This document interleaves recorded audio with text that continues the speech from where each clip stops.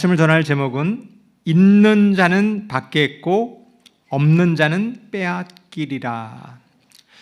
성경에 한 원칙이 있습니다. 있는 자는 더 풍성해지고 없는 자는 있는 것도 빼앗긴다는 것입니다. 반대가 되어야 되지 않겠습니까? 없는 자들에게는 더 많은 것을 주고 또 있는 자들은 좀 덜 받아야 되는데 성경은 반대로 얘기하고 있습니다. 오늘 내 생각과 달라 보이지만 하나님께서 왜 그런지, 이 원칙 속에는 어떠한 하나님의 뜻이 있는지 한번 살펴보는 시간을 갖도록 하겠습니다. 우리 모두 성경 말씀 누가복음 19장 11절에 있는 말씀을 다 같이 한번 펴주시기를 바라겠습니다. 누가복음 19장 11절입니다.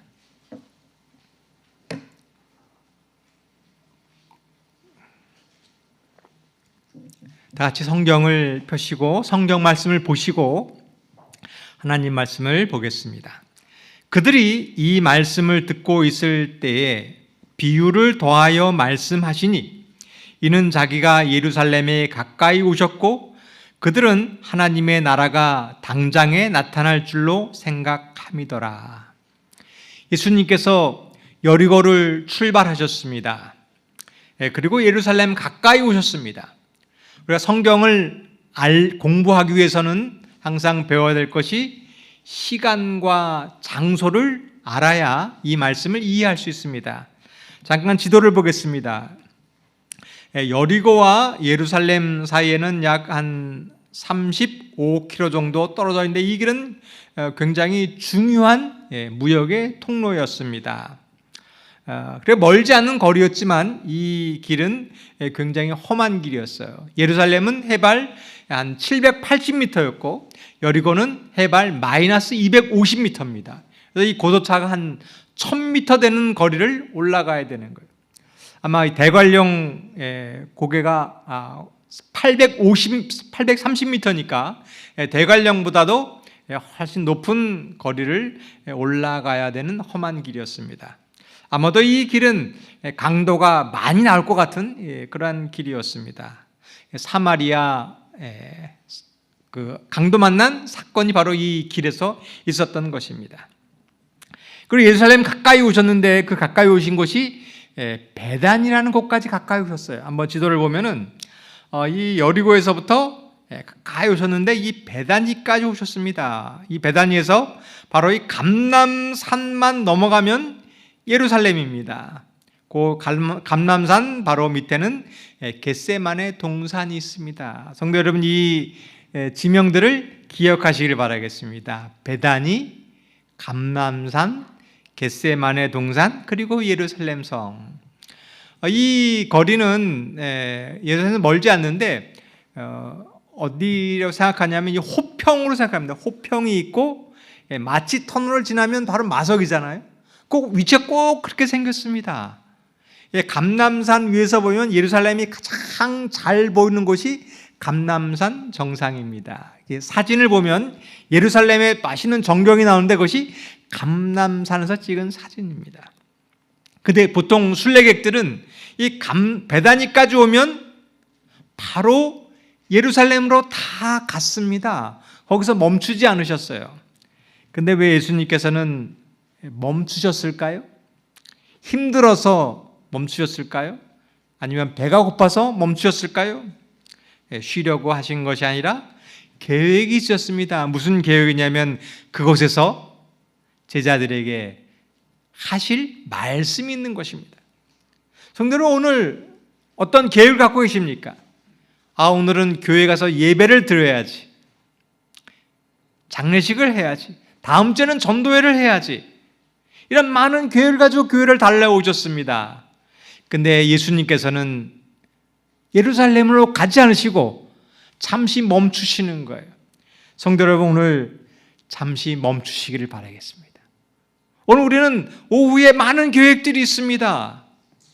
잠시 멈추시고 하나님의 말씀을 들으시길 바라겠습니다. 내 생각과 계획이 있습니다. 잠시 멈추시고 하나님의 음성을 듣는 귀한 시간이 되기를 바라겠습니다. 오늘 우리가 알아야 될 시간이 알아야 될 사건인데 이것은 하나님의 말씀을 들을 그 시간이 많지 않다는 사실이에요. 예수님께서는 유월절에 금요일에 십자가에 달려 돌아가셨습니다. 이제 베다니에 도착한 그 시간은 딱 일주일 전 금요일에 도착하셨어요.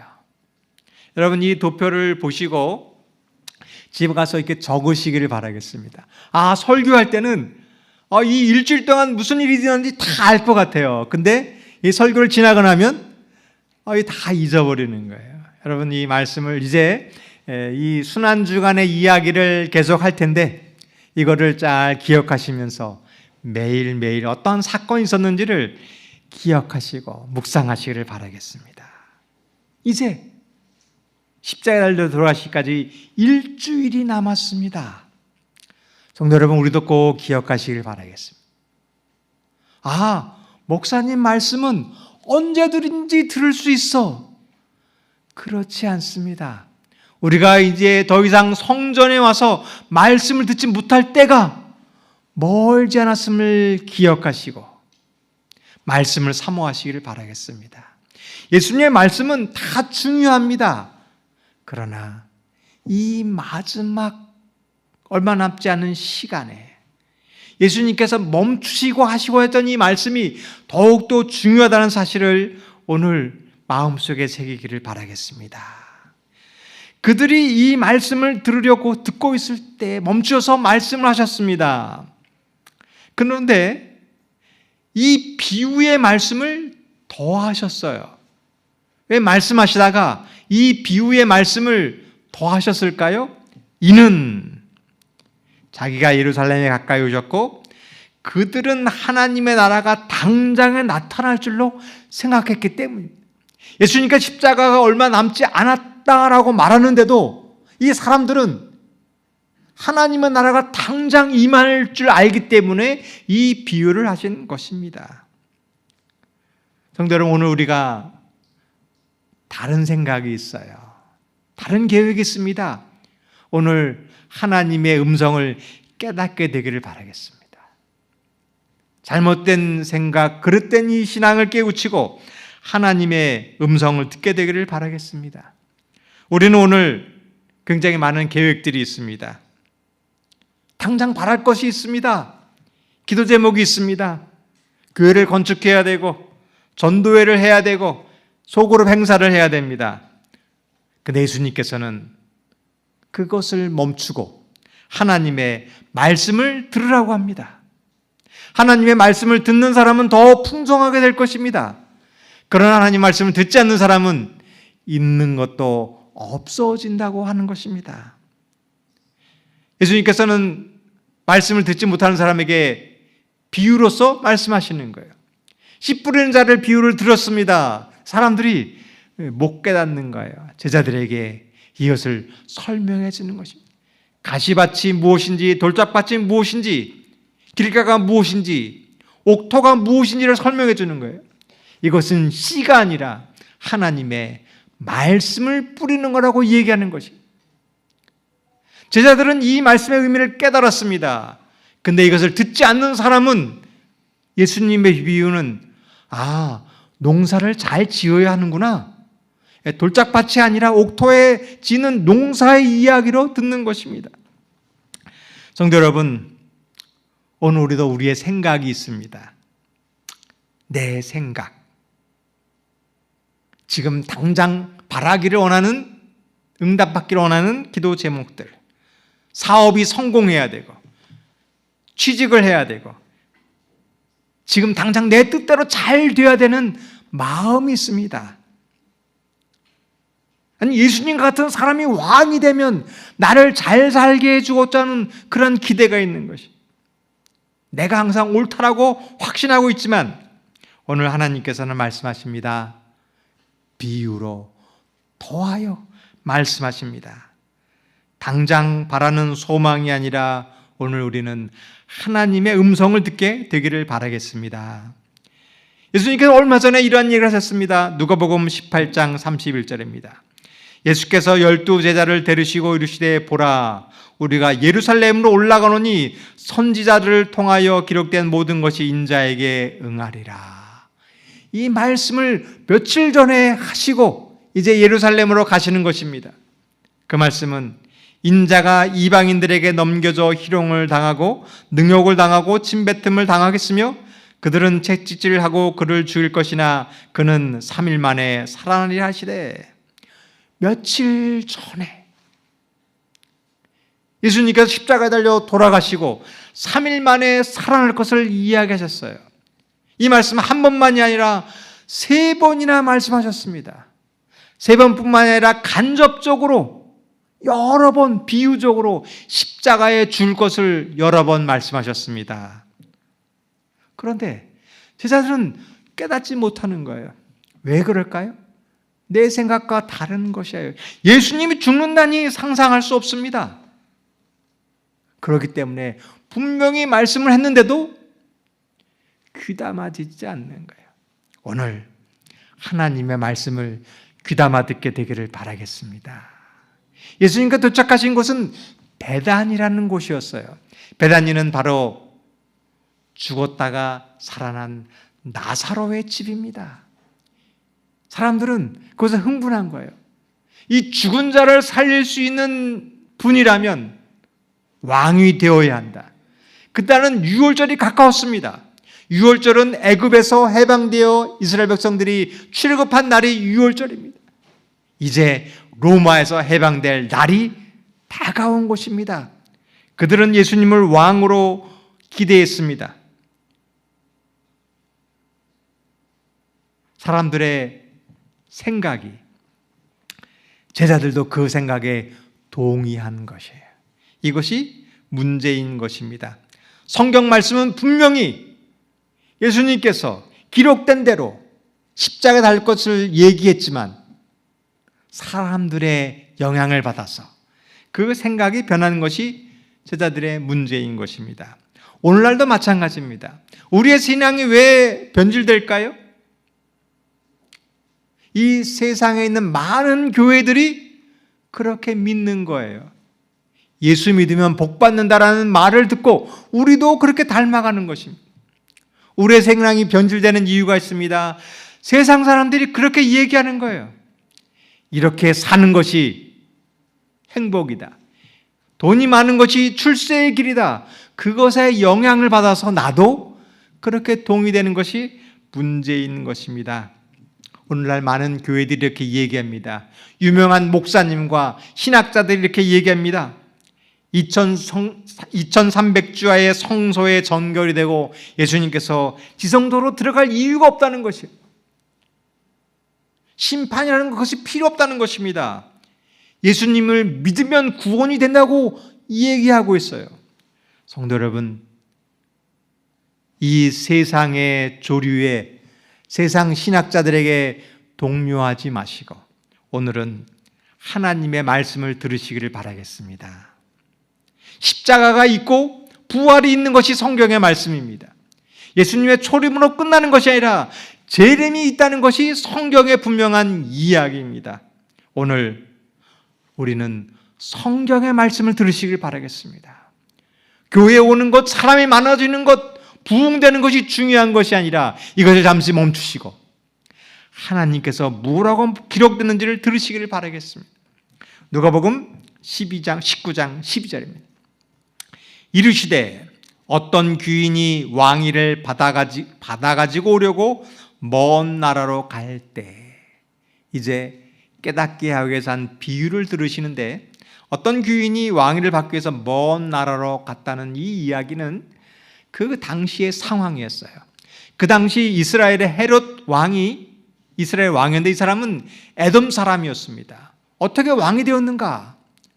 로마에 가서 왕으로 택함을 받았기 때문에 다른 많은 사람이 있었는데 그 중에 헤롯이 왕이 된 것이었어요. 헤롯의 아들도 왕이 되었을 때 로마로 가서 왕위를 받고 인정을 받아야 왕이 되는 것이 그 당시의 상황이었어요.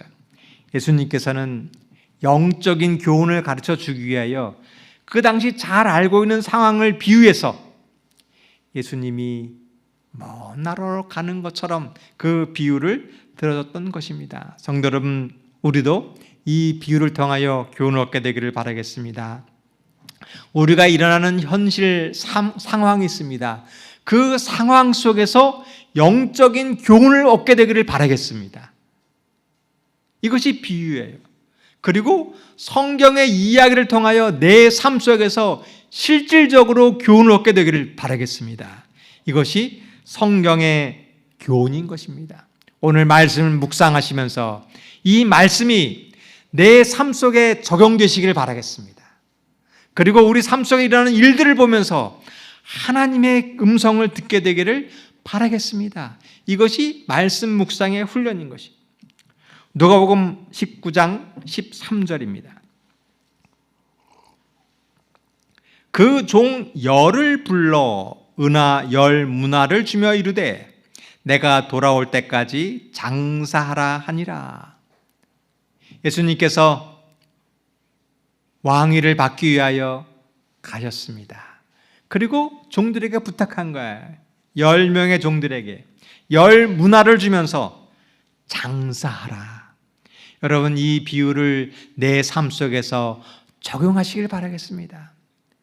하나님께서 나에게 한 문화씩을 주었어요.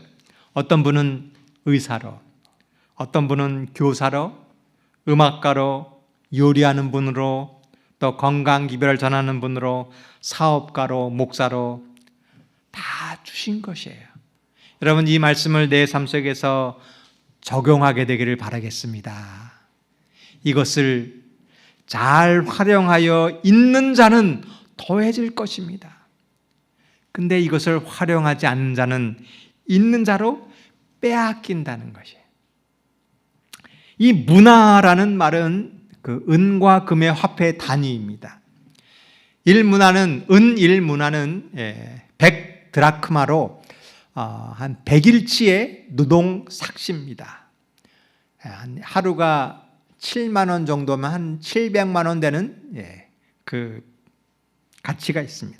이 60문화는 1달란트예요. 여러분 혹시 달란트 비유 들어보셨죠? 이 달란트 비유하고 이 열 문화의 비유는 굉장히 비슷합니다. 왜 예수님께서 이 같은 비유를 또 이렇게 반복했을까요? 왜냐하면 이 비유는 중요하기 때문에 그래요. 마태복음 24장의 예루살렘의 멸망을 이기겠습니다. 그리고 이어지는 비유가 25장의 열 처녀의 비유예요. 그리고 이어지는 비유가 달란트의 비유입니다. 이것은 같은 이야기인 것입니다. 이 세상의 종말이 가까웠습니다. 열 처녀처럼 깨닫게 되기를 바라겠습니다. 그리고 또 할 일이 있어요. 달란트 비유처럼 우리에게 맡겨진 임무를 충실하는 것이 달란트의 비유예요. 달란트의 비유를 한 번 더 반복하는 것이 열 문화의 비유입니다. 왜냐하면 우리가 마지막 때에 하나님께서 맡겨준 이 재능을 잘 활용하는 것은 중요하기 때문입니다.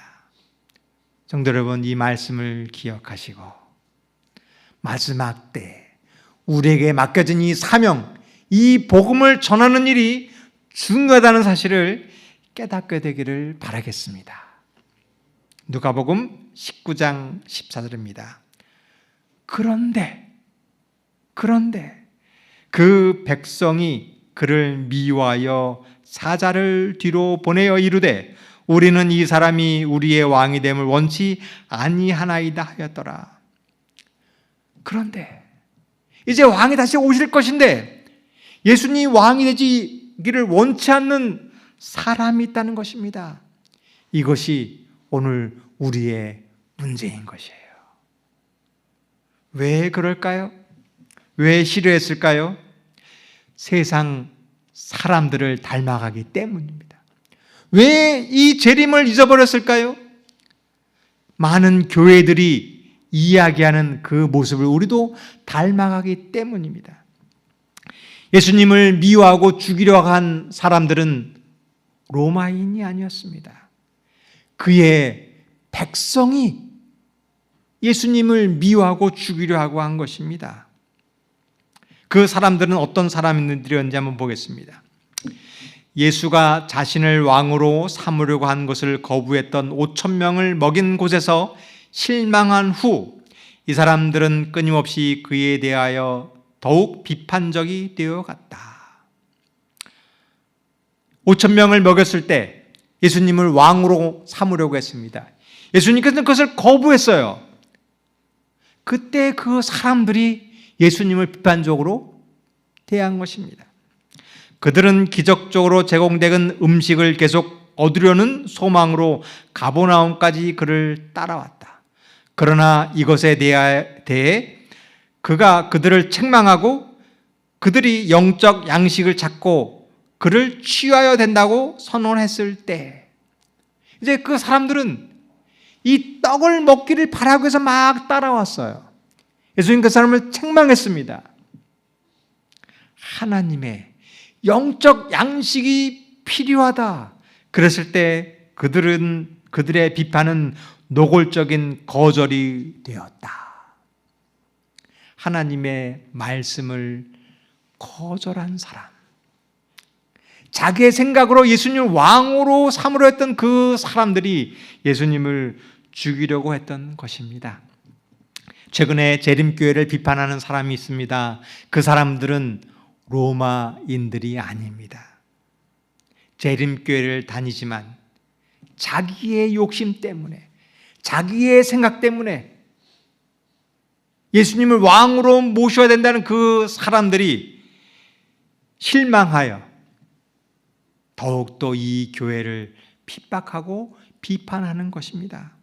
성도 여러분, 이때 우리는 사람의 이야기가 아니라, 사람의 생각이 아니라 하나님의 비유의 음성을 들으시기를 바라겠습니다.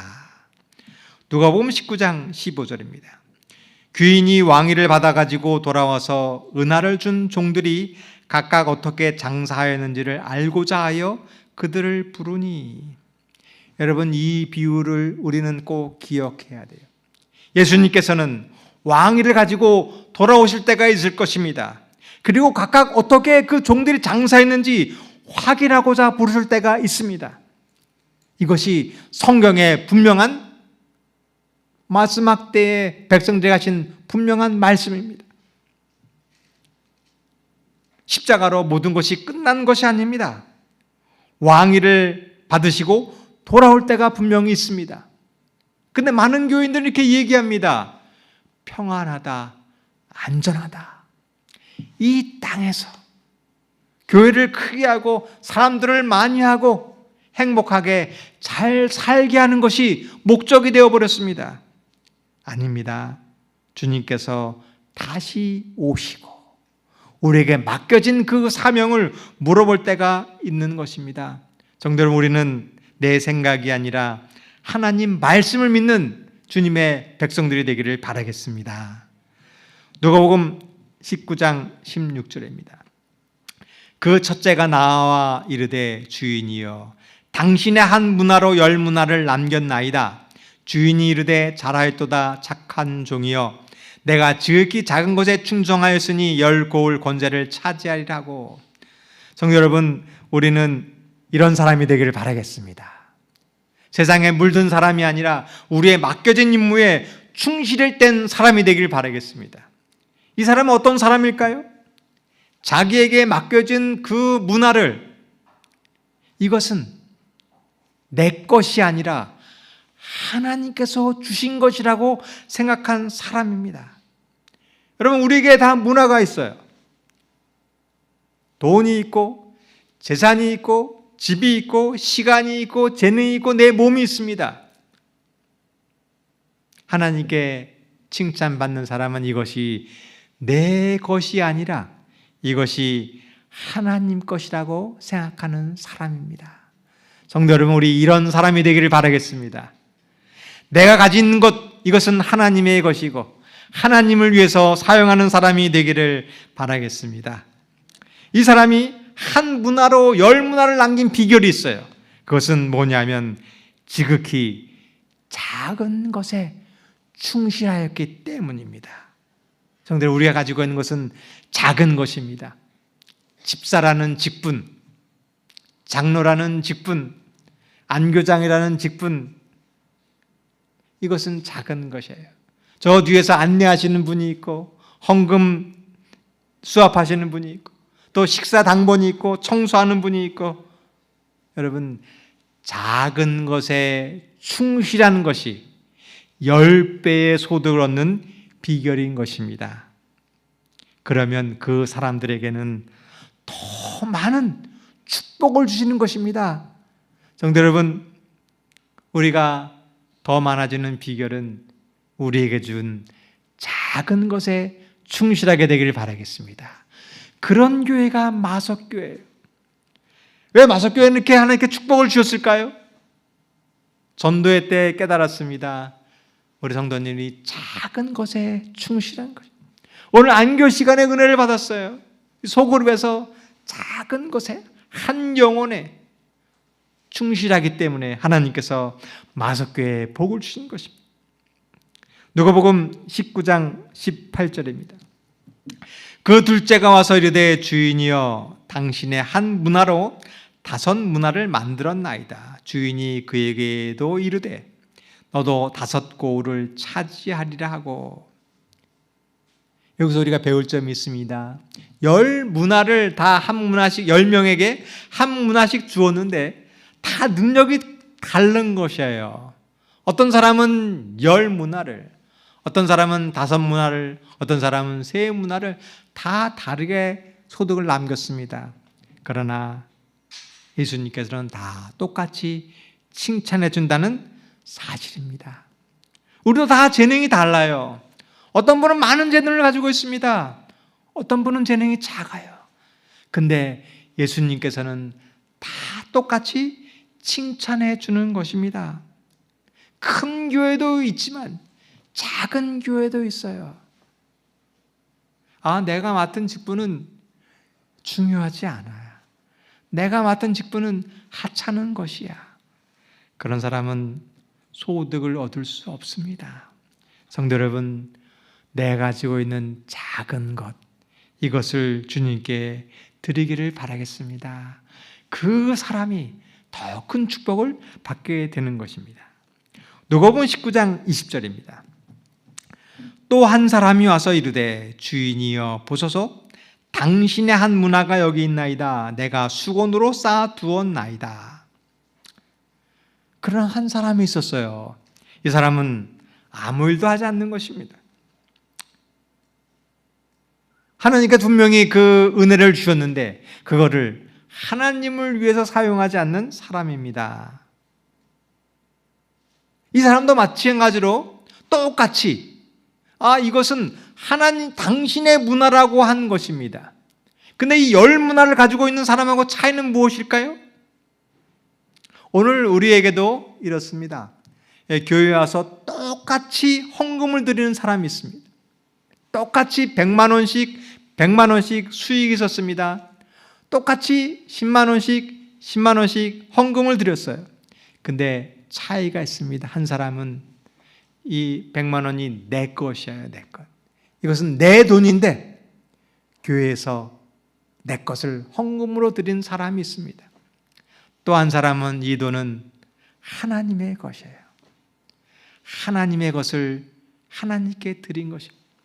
여러분, 똑같은 한 문화였습니다.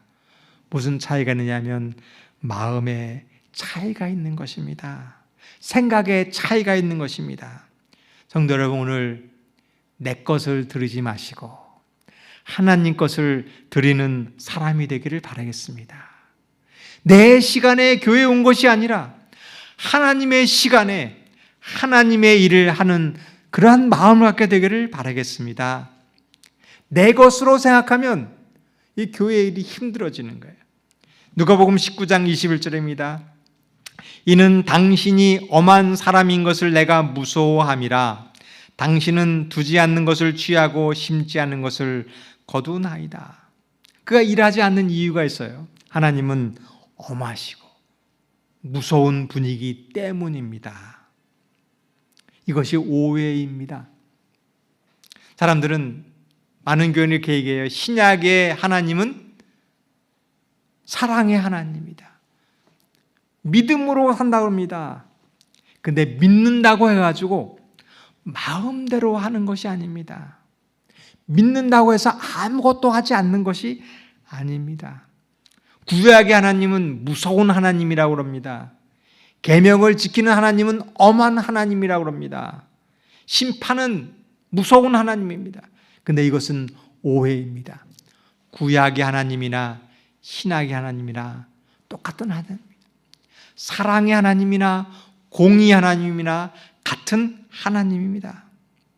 성도 여러분, 재림교회는 심판을 이야기하고 있고 계명에 순종해야 됩니다.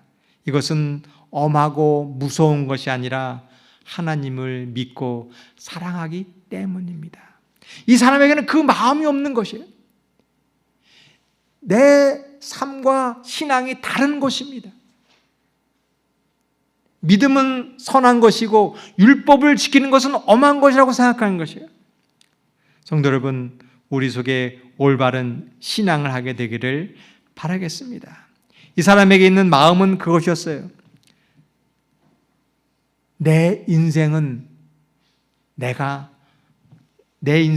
삶을 위해 사는 것이고 하나님을 위해서 일하는 것은 손해라고 생각하는 것입니다. 믿음으로 사는 것은 사랑이고 율법을 지키는 것은 엄한 분이라고 생각하는 것이에요. 우리가 일하지 않는다면 이 사람과 같은 이유이기 때문입니다. 내 시간, 내 돈, 내 삶을 위해서 사는 것입니다. 하나님을 위해서 일하는 것은 내가 희생해야 된다고 생각하는 것이에요. 근데 하나님께서는 이렇게 얘기합니다. 내 인생은 내 것이 아니라 하나님의 것이고, 신앙도 내 마음대로 하는 것이 아니라 하나님 뜻대로 하는 것입니다. 이 사람의 문제점은 성경 말씀 계명을 모르는 것이 아니라 계명을 지키지 않는 이유는 그 마음속에 있는 욕심이었습니다. 이기심이었어요. 그렇기 때문에 순종하지 않는 것입니다. 예수님을 배반한 사람들이 있습니다. 그 사람들은 교리의 문제가 아니었어요. 예수님께서 그 교리가 잘못되었기 때문에 예수님을 죽이려 한 것이 아니라 내 이기심을 예수님이 충족시키지 못했기 때문에 예수님을 죽이려고 한 것입니다. 오늘 많은 교회가 있습니다. 교리의 문제가 아니라 자기의 이기심이 있는데 그것을 지적하는 그 기별을 싫어하는 것이 문제인 것입니다. 누가복음 19장 22절입니다. 주인이 이르되 악한 종아, 내가 내 말대로 너를 심판하느니 너는 내가 두지 않는 것을 취하고 심지 않는 것을 거두는 엄한 사람인 줄로 알았느냐. 하나님께 맡겨준 이 한 문화를 가지고 아무것도 하지 않는 그 종에게 악한 종이라고 얘기합니다. 이 악하다는 것은 도덕적으로 나쁜 것이 아닙니다. 이 종은 나쁜 짓을 하지 않았어요. 다른 사람에게 피해를 주지 않았습니다. 하나님의 일을 위해서 일하지 않고 자기 자신을 위해서 살았을 뿐입니다. 그러나 성경은 이것을 악하다고 말합니다. 오늘날의 교회도 마찬가지입니다. 많은 교회들인데 그 교회와 교인들은 나쁜 일을 하지 않는 것입니다. 죄를 짓지 않습니다. 근데 문제는 하나님의 말씀을 듣지 않고 자기의 유익을 위해서 사는 것입니다. 성도 여러분, 하나님께서는 분명히 얘기합니다. 하나님의 말씀에 순종하는 삶을 살아야 된다. 그렇지 않으면 심판이 있다라고 얘기합니다. 성도 여러분, 오늘 우리의 삶을 바라보고 하나님의 음성을 깨닫게 되기를 바라겠습니다. 누가복음 19장 23절입니다. 그러면 어찌하여 내 돈을 은행에 맡기지 아니하였느냐? 그리하였으면 내가 와서 그 이자와 함께 그 돈을 찾았으리라 하고 곁에 섰는 자들에게 이르되 그 한 문화를 빼앗아 10문화 있는 자에게 주리라. 우리 성도 여러분, 만약에 돈이 1억이 있으면 어떻게 하시겠습니까? 수건에 쌓아두실 분 아마 안 계실 거예요.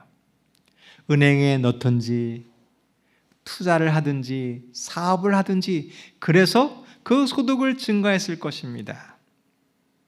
근데 왜 이 사람은 관심이 없을까요? 그것은 내 일이 아니기 때문에 그래요. 그것은 내 이익이 아니기 때문입니다. 이 사람이 불순종했던 것은 게을러서가 아니라 그의 이기심이에요. 내 이익이 되지 않는 일은 하지 않는 것이에요. 성도 여러분, 교회는 그렇습니다. 내 이익이 없기 때문에 안 나오는 사람은 바로 이와 같은 사람이에요. 성도 여러분, 이 교회의 일을 하나님의 일로 생각하시길 바라겠습니다. 손해보는 일이 아니라 하나님께 영광 돌리는 일이 나에게 유익되는 일인 것입니다.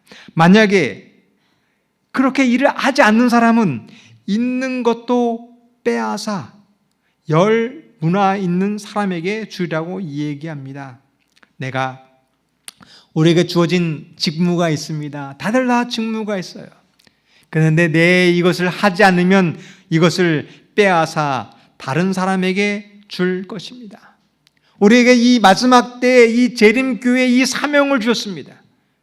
이 사명을 감당하는 우리 성도님들이 되기를 바라겠습니다. 누가복음 19장 25절 26절입니다. 그들이 이르되 주여 그에게 이미 10문화가 있나이다. 주인이 이르되 내가 너희에게 말하노니 무릇 있는 자는 받겠고 없는 자는 그 있는 것도 빼앗기리라. 여러분, 이것은 비유입니다. 근데 이 비유는 실질적으로 우리 삶 속에서도 이루어지는 거예요.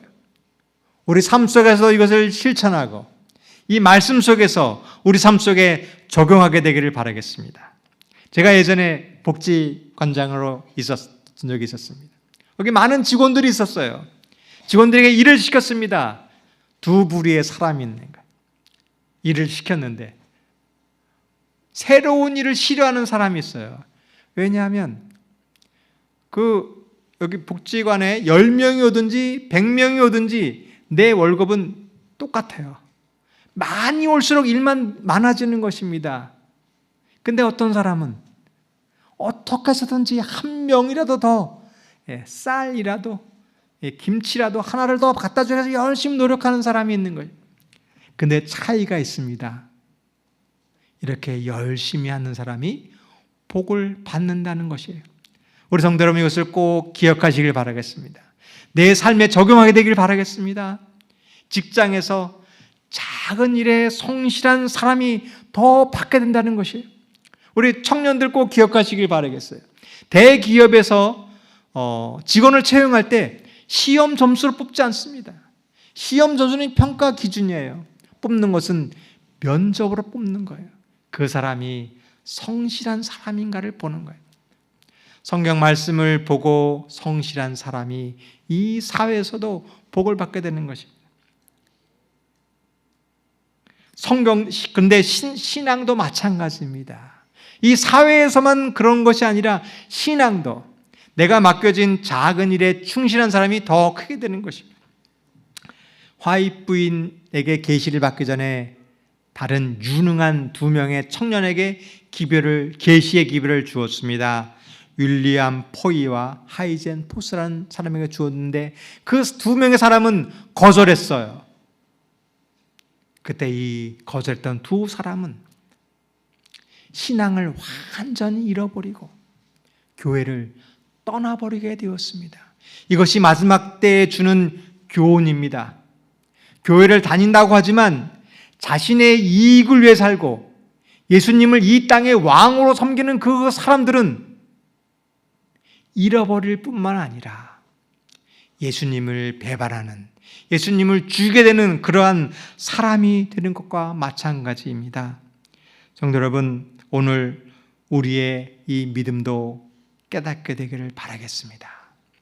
우리는 코로나로 신앙생활이 많이 어렵다고 합니다. 교회 오는 것도 어렵고 신앙생활도 힘들다고 합니다. 그러나 코로나는 핑계인 것입니다. 작은 일에 충실할 땐 사람은 그 어떠한 어려움이 오더라도 이 코로나 상황에도 그 교회는 성장하는 교회예요. 성장하지 못하는 교회가 있습니다. 그것은 코로나 때문이 아니라 하나님의 말씀을 순종하지 않고 핑계대기 때문입니다. 오늘 이 말씀을 기억하시고 우리의 환경을 탓하지 말고 우리의 있는 작은 직분에서 충실된 남은 교회가 되기를 바라겠습니다. 누가복음 19장 27절입니다. 그리고 내가 왕됨을 원치 아니하던 저 원수들을 이로 끌어다가 내 앞에서 죽이라 하였느니라. 일하지 않는 그 종은 문화를 빼앗는데 그 왕이 된 것을 반대했던 그 사람은 끌어다가 죽이라는 명령을 내리는 것입니다. 정말 무서운 말씀입니다. 그런데 오늘날 많은 사람들은 교회에서 이 말씀을 설교하지 않아요. 왜요? 사람들이 싫어하기 때문에. 교회 오면 복 받는다는 이야기를 해야 되는데 불순종하는 사람은 하나님께서 심판하고 죽인다는 이야기는 내 생각과 다른 것입니다. 사람들이 원하지 않기 때문에 이 이야기를 하지 않는 것이 오늘날 교회의 현실입니다. 요즘에 코로나 때문에 많은 교회들이 인터넷으로 방송을 하고 있습니다. 유선 방송에도 기독교 방송에 설교를 듣습니다. 성도 여러분, 가서 그 설교의 제목들을 다 보시기를 바라겠어요. 제목이 무엇일까요? 이 땅에서 복받고 하나님 말씀은 믿으면 축복받는다는 이야기가 대부분입니다. 그 얘기를 들었을 때 자기의 이익을 따라가는 사람들은 하나님을 떠날 것인 경고를 깨닫고 바로 이 열문화의 비유를 깨닫게 되기를 바라겠습니다. 지금 그 이야기를 귀담아 듣던 사람들, 지금 이 말씀을 듣지 않던 사람들은 나중에 내 뜻대로 되지 않고 고난이 오고 실망이 오면 다 교회를 떠나게 될 것입니다. 그런데 예수님께서는 왜 이렇게 무서운 이야기를 하셨을까요? 이것은 실제이기 때문에 그래요. 실제로 하나님께 불순종하는 사람들, 하나님께 떠나는 사람들은 이러한 심판이 실제로 임하기 때문에 이러한 경고를 해주신 것입니다. 세월호가 사건이 있었습니다. 300명의 사람이 사망했어요. 특별히 어린 학생들이 죽었습니다. 이것이 실질적으로 일어난 일일 것입니다. 이것은 우리에게 하는 이야기입니다. 이 세상이 이렇게 무너질 것인데 어떻게 할 것이냐고 예수님께서 물으시는 거예요. 그 배에 선장이 있었습니다.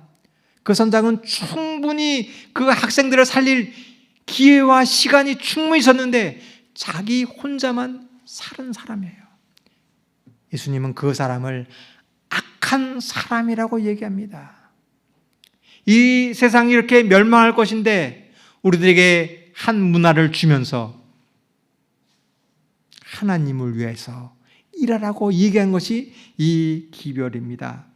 성도 여러분, 우리는 나만 살려고 하는 사람이 아니라 이 가지고 있는 이 세상의 마지막 때에 이 기별을 전하는 사람이 되기를 바라겠습니다. 나만 살려고 하는 그 사람은 내가 가진 것까지 빼앗길 것입니다. 그러나 하나님 위해서 충실된 그 사람이 구원받게 된다는 사실을 기억하시고 이렇게 충실된 남은 교회와 남은 마석계 모든 성도님들이 되길 바라면서 말씀을 마치겠습니다. 우리 찬미가